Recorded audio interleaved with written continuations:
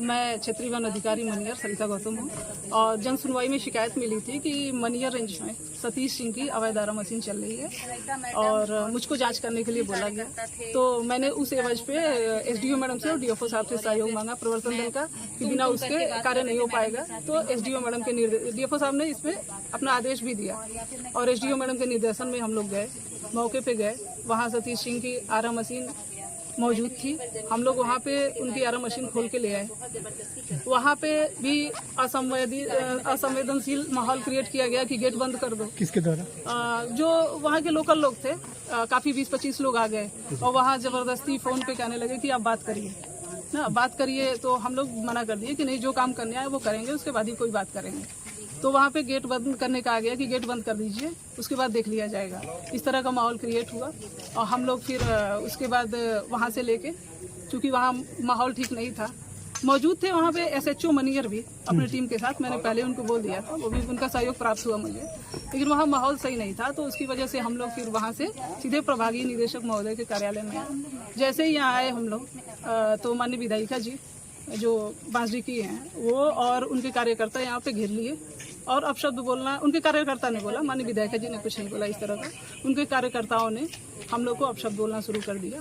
उल्टे सीधे जो है ब्लेम लगाने शुरू कर दिए और बोली कि चलिए गाड़ी में बैठिए और चलिए आपके पूरे डिवीजन का हम वृक्षारोपण की जांच कराएंगे।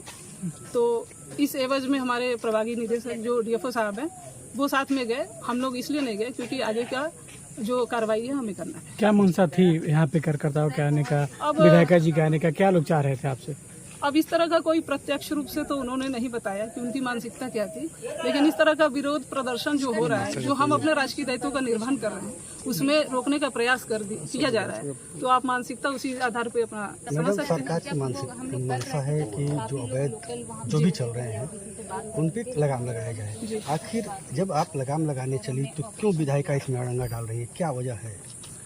अब विधायिका जी किस वजह से अड़ंगा डाल रही हैं ये तो विधायिका जी जाने। आपको क्या लगता है कि किसी पे कार्रवाई करने के बीच वो अगर आ रही हैं या फोन से बात करने के लिए कहा जाए तो आपको क्या लगता है?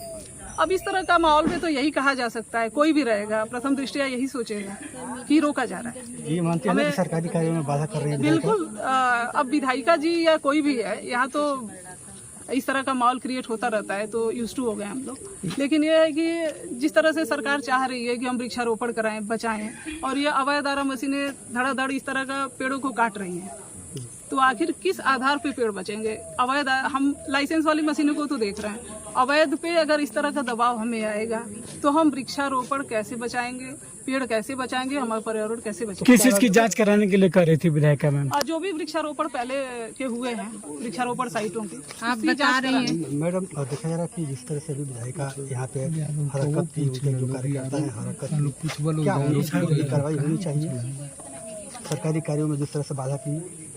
अब देखिए, कानून व्यवस्था का काम है, वो अपना करें, क्योंकि हमारे साथ उन्होंने क्या किया हमने आपको बता दिया। बाकी जो हमसे जो भी होगा हम तो अपनी कार्रवाई करेंगे। मैम, विधायिका जी का आरोप है कि विभाग के ही कुछ अधिकारियों द्वारा मिलकर उस आरा मशीन का संचालन किया जा रहा था और उससे धन की उगाही की जा रही थी।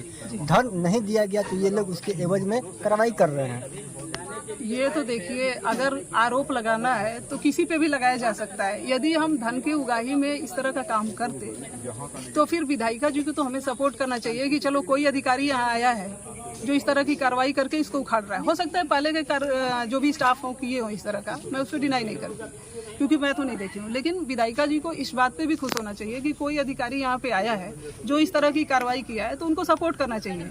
अगर उसको विरोध प्रदर्शन किया जाए उसके एवज में, तो इसको हम कैसे, ये तो दोनों विरोधाभास हो गया। जिले में एक ही वही आरा मशीन वो अवैध रूप से चल रहा था या उसकी शिकायत थी या पूरा ओवरऑल जिले की चेक किया? जिले में बहुत सारी अवैध आरा मशीन चल रही होंगी जो मेरे जानकारी में नहीं है।